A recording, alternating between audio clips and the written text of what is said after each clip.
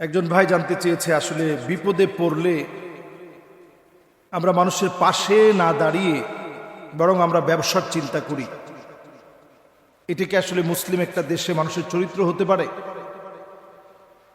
আমরা দেখেছি যে মাইলস্টোন স্কুল অ্যান্ড কলেজের বিমান দুর্ঘটনার পরে ঔষধের দাম বাড়িয়ে দেওয়া হয়েছে এবং সেই জায়গাতে আমরা দেখেছি 1 লিটার 2 লিটার পানি বিক্রি হয়েছে 600 টাকা করে। আমরা ঘরের মধ্যে এক জায়গায় আগুন লেগে গেলে আপনি যদি সেখানে একটু আলু পোড়া দিয়ে খেতে চান, তাহলে আপনাকে মানুষ সুস্থ মানুষ বলবে না, পাগল বলবে।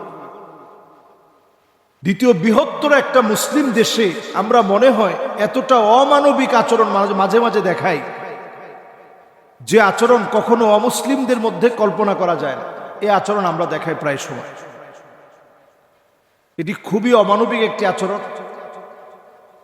এবং যেই লোকটা এই কাজ করেছে তার চিরদিনের জন্য ব্যবসা বন্ধ করে দেওয়া দরকার, কারণ সে মানুষই হতে পারে না। একটা মানুষ লোভী হবে, কিন্তু কতটুকুন লোভ আপনি করবেন? একটা মানুষের সন্তান পুড়ে যাচ্ছে, একটা মানুষের সন্তান দৌড়াচ্ছে যেখান থেকে গোশতগুলো ঝুলে ঝুলে পড়ে যাচ্ছে,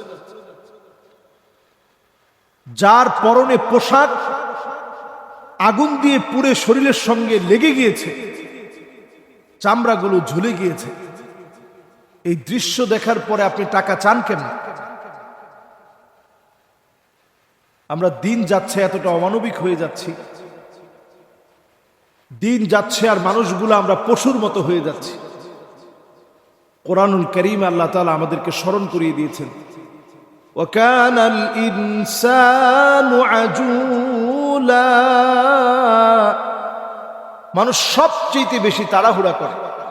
যখনই আমরা একটু বিপদ দেখি তাড়াহুড়া শুরু করি, কি করে আমরা এই বিপদের সময় ধনী হতে পারবো এই চেষ্টা করি।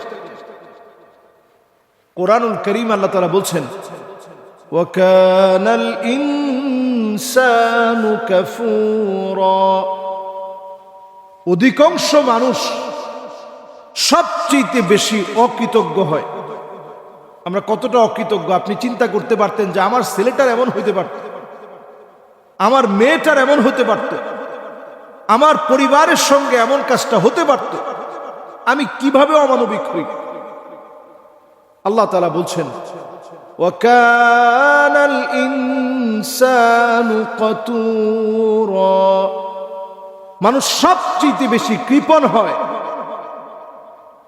সবচেয়ে বেশি কৃপণ মানুষ হয়। আমরা তো এই বিষয়টা কল্পনা করতে পারতাম যে আল্লাহ তাআলা আমাকে তো ব্যবসা করার সুযোগ দিয়েছেন, আমি তো অনেকবার ব্যবসা করতে পারবো, আজকে অন্তত মানবতার স্বার্থে আমি খুলে দেই, ব্যবসাটা কম করি, প্রয়োজনে টাকা ছাড়া আমি মানুষকে সহযোগিতার চেষ্টা করি।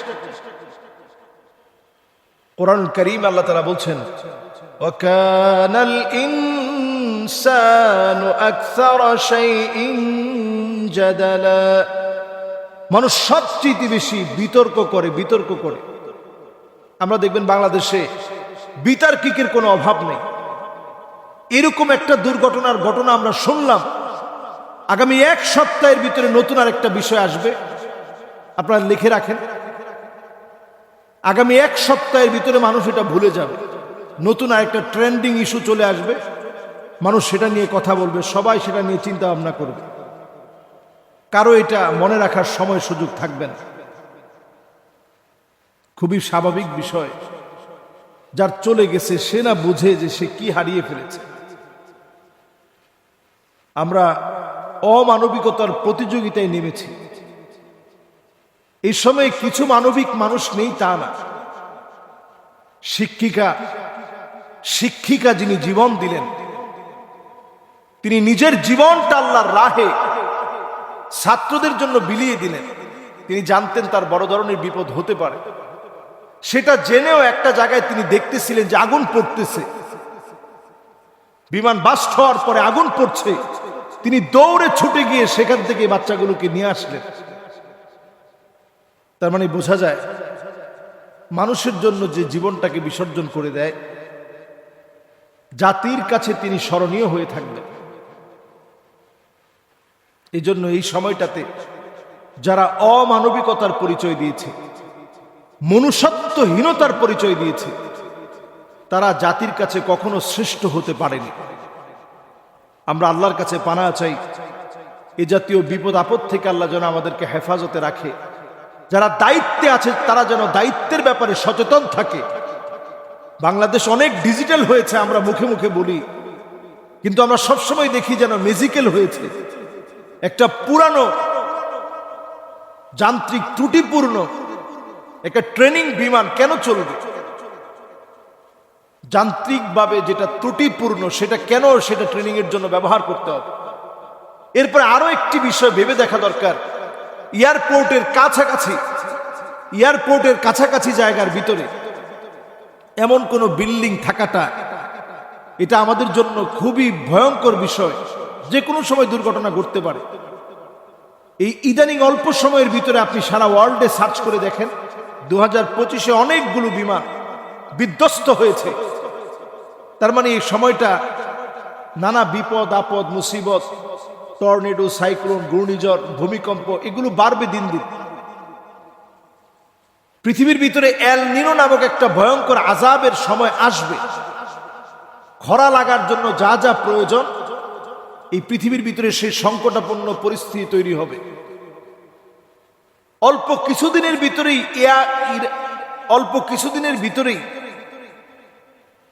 কিছুদিনের ভিতরেই আমেরিকাতে বড় বড় কিছু দুর্যোগ আপনারা শুনবেন। ইউরোপেও বেশ কয়েকটি দুর্যোগ আসবে।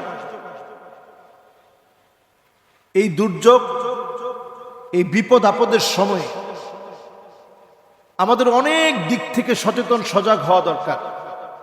যদি না হই, এরকম বিপদ আপদ একটার পর একটা আসবে।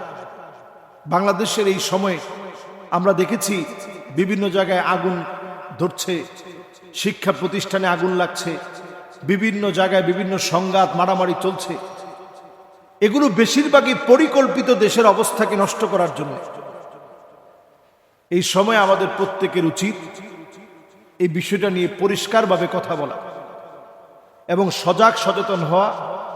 সংস্কারের এই সময়ে অন্তত আমাদের দেশের অনেকগুলো সংস্কার প্রয়োজন। আমাদের দেশের যে অচল বিমানগুলো আছে, অনতিবিলম্বে এই ঘটনা থেকে সতর্ক হয়ে সেগুলোকে বাতিল করা দরকার। আল্লাহ আমাদেরকে বোঝার তৌফিক দান করুক।